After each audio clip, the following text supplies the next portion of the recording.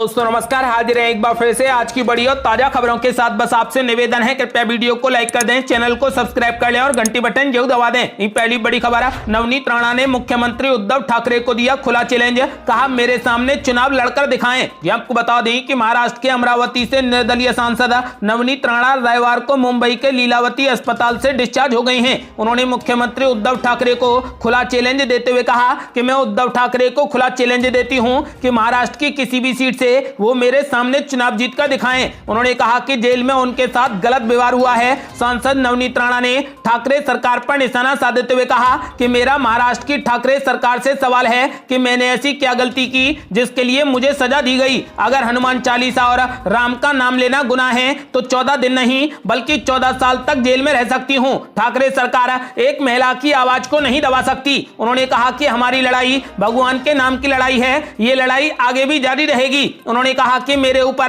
क्रूर कार्रवाई की गई। उद्धव ठाकरे ने सत्ता का दुरुपयोग किया है, मुझे जेल में टॉर्चर किया गया। उन्होंने कहा कि मेरे ऊपर कितने भी संकट आए लेकिन मैं संकट मोचन का नाम लेना बंद नहीं करूंगी। उन्होंने कहा कि मैं कोर्ट के आदेश का सम्मान करती हूं। मेरे ऊपर जेल से लेकर लॉकअप तक अत्याचार हुआ है। मेरी तबीयत खराब थी, इसके बाद मुझे इलाज के लिए ले जाया गया। इसके अलावा नवनीत राणा ने कहा कि उद्धव ठाकरे को विरासत में सत्ता मिली है, अगर वो जनता के बीच में चुनाव लड़ने जाएंगे तो जनता उन्हें जवाब देगी। आपको बता दें कि नवनीत राणा ने उद्धव ठाकरे को उनके खिलाफ चुनाव लड़ने का खुला चैलेंज दे दिया है। और बड़ी खबर, असदुद्दीन ओवैसी ने मुस्लिमों से की बड़ी अपील, कहा मस्जिदों पर लगवाएं हाई रेजोल्यूशन कैमरे। जी आपको बता दें कि एआईएमआईएम के अध्यक्ष असदुद्दीन ओवैसी ने कहा कि मस्जिदों पर हाई रेजोल्यूशन कैमरे लगाए जाएं और जब भी कोई धार्मिक जुलूस इलाके से गुजरे तो उसका सीधा प्रसारण किया जाए ताकि उपद्रवियों की पहचान की जा सके। असदुद्दीन ओवैसी ने कहा कि सभी धार्मिक स्थलों विशेष रूप से मस्जिदों और दरगाहों में हाई रेजोल्यूशन कैमरे जरूर लगवाएं और जब भी कोई धार्मिक जुलूस इन धार्मिक स्थलों से गुजर रहा हो तो उन्हें अपनी सोशल मीडिया की वेबसाइट खोलनी चाहिए और इसका सीधा प्रसारण करना चाहिए। उन्होंने कहा कि जब भी कोई धार्मिक जुलूस निकाला जाता है तो लोगों को सच्चाई का पता तब चलता है जब वे कार्यक्रम का लाइव प्रसारण देखते हैं। सांप्रदायिक घटनाओं के दौरान समस्याओं के लिए मुसलमानों को नियमित रूप से दोषी ठहराया जाता है, इसलिए सभी जगहों पर हाई रेजोल्यूशन कैमरे लगा दिया जाए।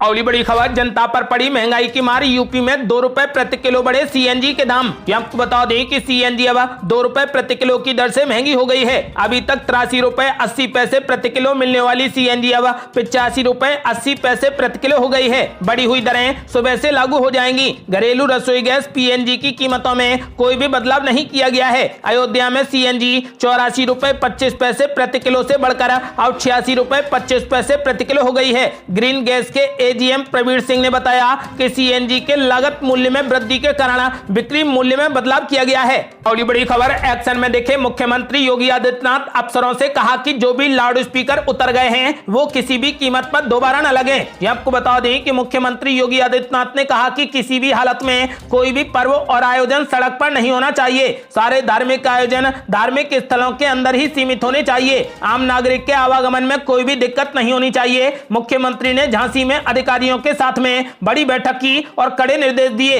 उन्होंने कहा कि उत्तर प्रदेश में 1 लाख से अधिक लाउड स्पीकर उतारे जा चुके हैं। जिन लाउड स्पीकरों को उतारा गया है वो किसी भी कीमत पर दोबारा न लगाए जाएं। आपको बता दें कि बुंदेलखंड दौरे पर पहुंचे मुख्यमंत्री योगी आदित्यनाथ एक्शन में दिखाई दिए हैं। झांसी में अफसरों के साथ में बैठक के दौरान मुख्यमंत्री ने सख्त निर्देश दिए। लाउड स्पीकर को लेकर मुख्यमंत्री योगी ने कहा कि जो भी लाउड स्पीकर उतर गए हैं वो किसी भी हाल में दोबारा न लगाए जाएं।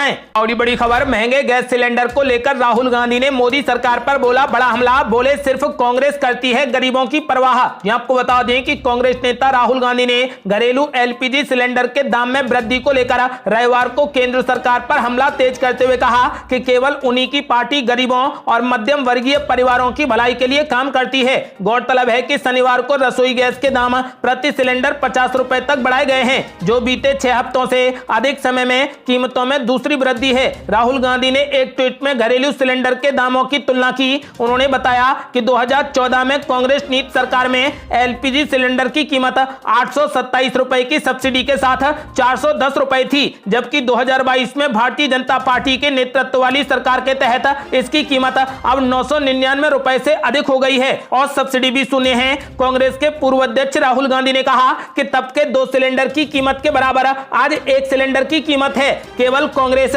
गरीब और मध्यम वर्गीय भारतीय परिवारों की भलाई के लिए काम करती है। ये हमारी आर्थिक नीति का मूल है। और बड़ी खबर, रवि राणा ने उद्धव ठाकरे पर बोला जोरदार हमला। कहा संजय राउत तो चवन्नी छाप हैं। मुख्यमंत्री पर बोले कि जो रावण के साथ हुआ वही उनके साथ होगा। यह आपको बता दें कि जेल से बाहर आते ही सांसद नवनीत राणा के विधायक पति रवि राणा ने महाराष्ट्र सरकार पर हमला तेज कर दिया है। उन्होंने कहा कि अगर मुख्यमंत्री में इस तरीके का अहंकार है तो याद रखिए कि अहंकार तो रावण का भी नहीं टिका। राम ने उसके अहंकार को नष्ट कर दिया। जो रावण के साथ हुआ वही उद्धव ठाकरे के साथ होगा। उन्होंने कहा कि उन पर देशद्रोह का मामला गलत था। उन्होंने कहा कि यह दुर्भाग्यपूर्ण है कि महाराष्ट्र में हनुमान का नाम लेने पर देशद्रोह का आरोप लगाया जाता है। उन्होंने शिवसेना सांसद संजय राउत पर भी हमला किया। उन्होंने कहा कि मुझे लगता है कि वो चवन्नी छाप हैं। वो हमें 20 फीट गहरा दफनाने की धमकी देते हैं। इसके बावजूद उनके खिलाफ महाराष्ट्र में कोई भी मामला दर्ज नहीं किया गया। उन्होंने कहा कि जहां तक कोर्ट के फैसले की बात है तो मैं अदालत के फैसले का सम्मान करता हूं।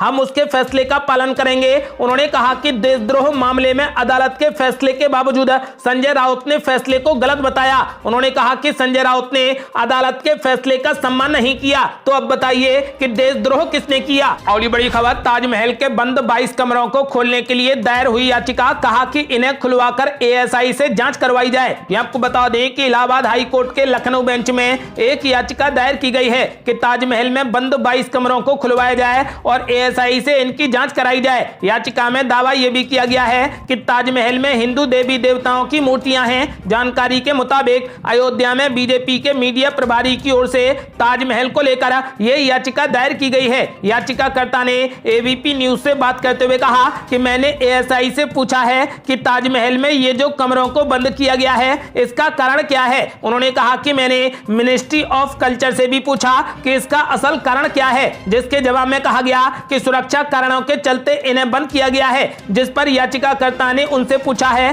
कि किसके आदेश से इन्हें बंद किया गया है, जिसका उनकी तरफ से संतोषपूर्ण जवाब नहीं मिला है। जिसके बाद मैंने ये याचिका लगाई। उन्होंने कहा कि ताजमहल कोई छोटी जगह नहीं है, इसका जवाब मिलना चाहिए कि आखिर ये कमरे बंद क्यों हैं। उन्होंने कहा कि इन्हीं कमरों की वजह से ताजमहल को लेकर अक्सर विवाद खड़ा होता है। आपको बता दें कि फिलहाल ताजमहल के बंद 22 कमरों को खोलने के लिए अब याचिका दायर कर दी गई है। और ये बड़ी खबर, दिल्ली में शराब को लेकर सियासी बवाल फिर से शुरू। बीजेपी और कांग्रेस के निशाने पर केजरीवाल सरकार। आपको बता दें कि दिल्ली सरकार अब जल्द ही सभी बार को 3 बजे तक संचालित करने की अनुमति देने जा रही है। इस खबर के सामने आते ही दिल्ली में इस पर सियासी बवाल शुरू हो गया है। दिल्ली कांग्रेस और बीजेपी ने सरकार के इस फैसले पर सवाल उठाते हुए इसका जमकर विरोध करना शुरू कर दिया है। दरअसल दिल्ली सरकार ने एक नीतिगत निर्णय लिया है जिसमें बार संचालकों को तड़के 3 बजे तक शराब परोसने की अनुमति दी जाएगी। एक वरिष्ठ सरकारी अधिकारी ने बताया कि सरकार ने आबकारी विभाग को आवश्यक निर्देश जारी किए हैं और आबकारी नीति 2021-22 के अनुसार जल्द ही एक आदेश जारी होने की संभावना है। इस खबर के सामने आते ही दिल्ली कांग्रेस कमेटी के अध्यक्ष अनिल चौधरी ने कहा कि दिल्ली के मुख्यमंत्री अरविंद केजरीवाल ने दिल्ली वासियों के भारी विरोध के बावजूद 201 नए लाइसेंस देकर इनमें अब रात्रि 3 बजे तक शराब परोसने का प्रबंध कर दिया है। अनिल चौधरी ने कहा कि केजरीवाल ने दिल्ली को पूरे तरीके से बर्बाद करने की ठान ली है। वहीं बीजेपी ने भी दिल्ली सरकार के इस फैसले पर सवाल उठाए हैं। पूर्व केंद्रीय स्वास्थ्य मंत्री और बीजेपी सांसद डॉक्टर हर्षवर्धन ने कहा कि जहां पर एक और दिल्ली में पानी की किल्लत के कारण आमजन त्रस्त हैं, तो वहीं दिल्ली सरकार की नई शराब नीति के अंतर्गत शराब के ठेकों को सुबह 3 बजे तक खोलने का निर्णय आम आदमी पार्टी की जन विरोधी मानसिकता को दर्शाता है। जनता को साफ पानी उपलब्ध कराने की जगह अब शराब पिलाना ही आम आदमी पार्टी की प्राथमिकता है।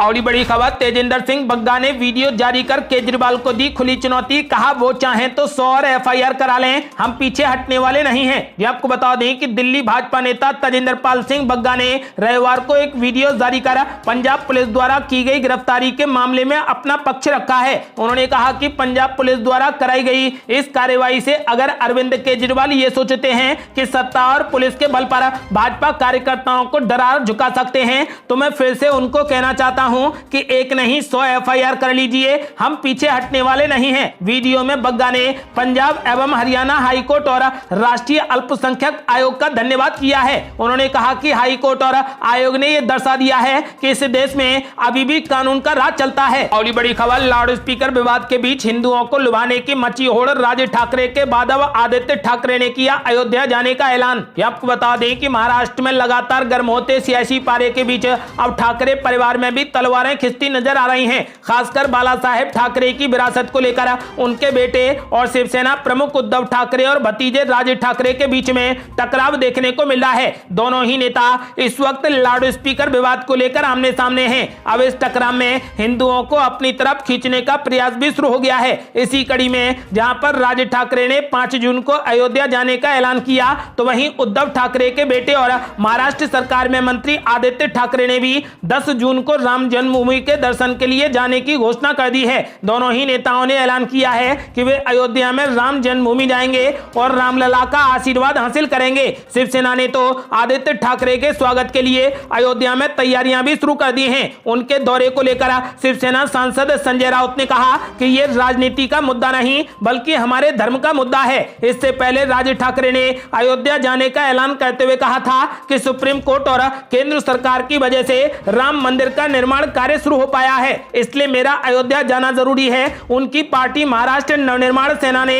पूरी मुंबई में चलो अयोध्या के पोस्टर भी लगाए हैं। इसके जरिए लोगों से अपील की गई है कि वे राज ठाकरे के साथ में 5 जून को ही अयोध्या में रामलला के दर्शन के लिए पहुंचे। और बड़ी खबर, बंगाल की खाड़ी में उठा चक्रवाती तूफान आसानी, अगले कुछ घंटों में कई राज्यों पर पड़ेगी मार। आपको बता दें कि बंगाल की खाड़ी में आया तूफान रविवार को तेज होकर चक्रवात में बदल गया है, जिसकी रफ्तार 75 किलोमीटर प्रति घंटे से अधिक है। मौसम विभाग ने रविवार को कहा कि आसानी नाम के चक्रवाती तूफान के अगले 24 घंटे में और तेज होने की आशंका है। हालांकि चक्रवात के तटीय क्षेत्र से टकराए बिना अगले हफ्ते तक कमजोर पड़ने की संभावना है। मौसम कार्यालय ने कहा कि चक्रवात के प्रभाव से उत्तरी आंध्र प्रदेश और उड़ीसा के तटों पर मंगलवार से तेज हवाएं चलने और बारिश होने की पूरी आशंका है। ये थी अब तक की बेहद बड़ी खबरें। यदि आप भी चाहते हैं कि भारत जल्द से जल्द कोविड मुक्त हो जाए तो इस वीडियो को लाइक कर अपनी राय हमें कमेंट बॉक्स में जरूर दें। यदि आपने अभी तक हमारे चैनल को सब्सक्राइब नहीं किया है